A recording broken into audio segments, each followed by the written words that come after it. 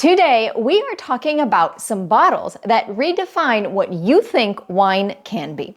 Maybe it's different fruits, different winemaking techniques, or different ideas about the beverage entirely. But if you already love and know wine, then these might be ones that make you pause, retaste, and rethink your whole wine-loving experience. Hi there, I'm Jacqueline for Vero, where we go around the world searching out wild and scarce wines, foods, and olive oils to bring to the US for wine lovers, foodies, businesses, and distributors alike to discover and enjoy along with us. And while here at Vero, we do love to talk about classic regions and classic wines, today we are doing something a little bit different. We're talking about bottles that might not immediately scream wine. They're all wine or wine adjacent, and they are going to all ask the same thing of you: to open your mind, to get curious about how they're made, and then to actually taste them. So let's get started talking about our first bottle. It's a wine that sort of comes with its own little built-in joke: orange wine. And no, before you ask, it's not on this list because it's made from oranges. It's called an orange wine due to its color. We wanted to talk about this wine today because of how it's made and what that does and changes in the wine. This is Chabot del Moreto from the natural winery Casa Corini, and it's actually made from Moscato. Now, when most people hear the word Moscato, they think of something light like Moscato d'Asti, sweet, a little fizzy, easy to sip on a warm afternoon or with dessert. This wine is absolutely not that. Here, the Moscato grape is treated totally differently. Instead of treating it like a typical white wine, the juice will stay in contact with the skins the same way it would for a red wine. Skin contact is what gives this orange wine its color, and it's also where a lot of the magic behind the flavors happens. You see, that skin contact helps to bring out texture, tannins, and a completely different flavor profile than what you might think of when you think of Moscato. This is one of the most unusual Moscatos I've ever tasted. It's complex, structured, a little wild even. And honestly, it's kind of unforgettable. There are flavors of dried apricot, candied orange peels, and a savory, almost ginger-esque texture that emerges. This wine is incredible and layered in a way that unfolds the longer it sits in your glass and the more you taste it. So here, with Chabot del Moreto, we have the same grape that you know and love, but it ends up making a completely different wine thanks to winemaking techniques. Now, next up, we are going to stay with a grape that you already know. That's going to be Barbera, but this bottle is going to ask you to think about it in a completely different light. This wine is Barla from Casa Corini again, and they're located in the Monferrato. So if you're used to your Monferrato Barberas being bright, juicy, and still having a nice marked acidity, this wine is going to surprise you.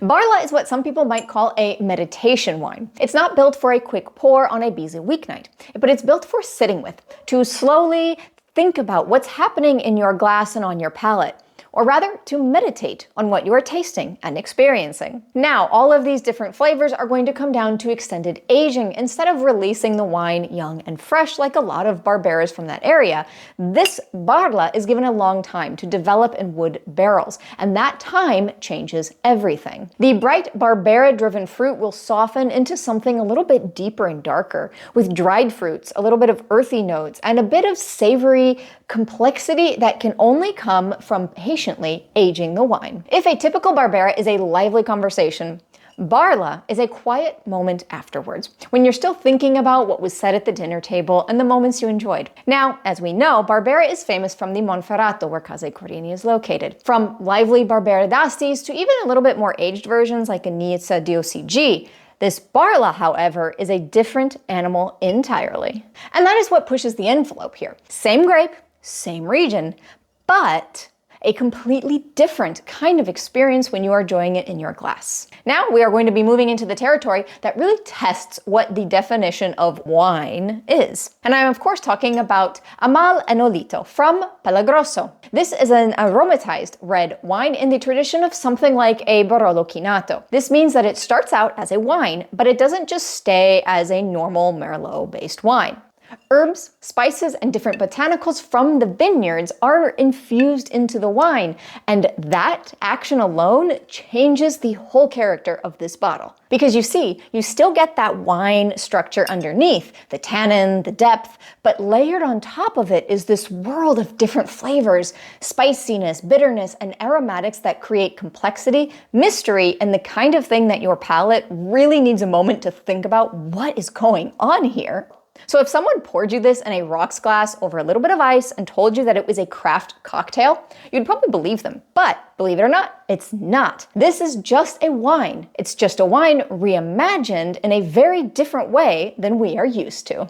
And now let's talk about the bottle that is going to make you question everything. And that is Portami altrove from Foligodia. This is actually our first not grape wine of the video, but that's because it's a fruit wine made from apples. It is an apple and bergamot cider, low in alcohol and super refreshing to enjoy. It is made with apples, so on paper, it really barely sounds like a wine at all. But here's what makes it fascinating, because sitting right next to this bottle is a bag of Foligodia's tisana, an herbal tea that is actually a byproduct of the same orchards and vineyards of their wines and this cider. Same land, same hands, same philosophy. Just a completely different, yet somehow kind of related product. Actually, let's test this theory and taste the cider and smell the herbs and kind of see if they match up.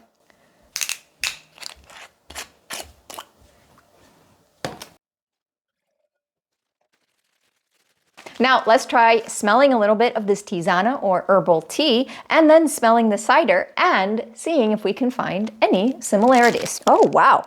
Okay, there is a lovely citrus note in this herbal tea, kind of like I think that's lemon verbena, it should be. Lemon verbena in there. So then in the cider, oh, right away I get a nice citrusy note. Yup. Wow, it's really amazing, actually. There is this very similar note between the two. I mean, after all, that makes sense because they are both 100% natural products and they both come from the exact same place and the same vineyards. So having similar aromas and flavors seems logical. So now let's actually see what this cider tastes like. Portami altrove. The name actually means take me elsewhere because this is a little bit different than their usual offering, being a wine. Let's actually give it a taste now. I love that flavor. You can really taste the apples in it. You still get that nice citrusy note. There's a hint of that bergamot that comes through, giving it a kind of herbalness and a little bit of a bitterness on the finish that makes it really pleasant. Of course, it's light and refreshing. So good. And I keep thinking as I smell it and as I taste it, there is this herbaceousness that really runs as kind of an undercurrent to this cider that really ties me back to what I was smelling in the herbal tea and the tisana, really tying the two products and tying the land together. Wow, this was such a really fun exploration into some wine and wine-adjacent products, low in alcohol and easy to drink, yet still proof that the simplest, most natural products can surprise you. Because after all, saying cider and saying it's made from apples doesn't necessarily scream wine, but after all, it's still the same story as a wine, just told in a little different way. So there you have it, some bottles that push the envelope on what a wine can be. An orange wine that isn't made from oranges, a Barbera built for meditation, not Tuesday night pasta, an aromatized red wine that could pass as a cocktail, and a fruit wine that shares its soul with a bag of herbal tea from the same orchards. And the best way to really understand any of these products is to just try them for yourself. Every bottle that we talked about today, Ciubat del Moretto, Barla, Emol Enolito, and Portami altrove, is available on the Vero shop on verovino.com. And you can even find some of Foligodia's tisana or herbal tea to try alongside with it. The links to all of these products and to the Vero shop for more exploration are all in the description below. We can ship to most US states, and for business pricing, just contact us. So thank you so much for watching and joining me today. If you enjoyed this video, please give it a like below and subscribe here on YouTube for more. Of course, you can also subscribe to the Vero newsletter on verovino.com from the link that I will have in the description in order to stay up to date on the latest and greatest from Vero, like new arrivals and even more discoveries of great products like these. I will see you in the next video, which might be this one here, where I talk about two of the producers that we had on the table today, Folie Godilla and Pelle Grosso. See you there. Bye.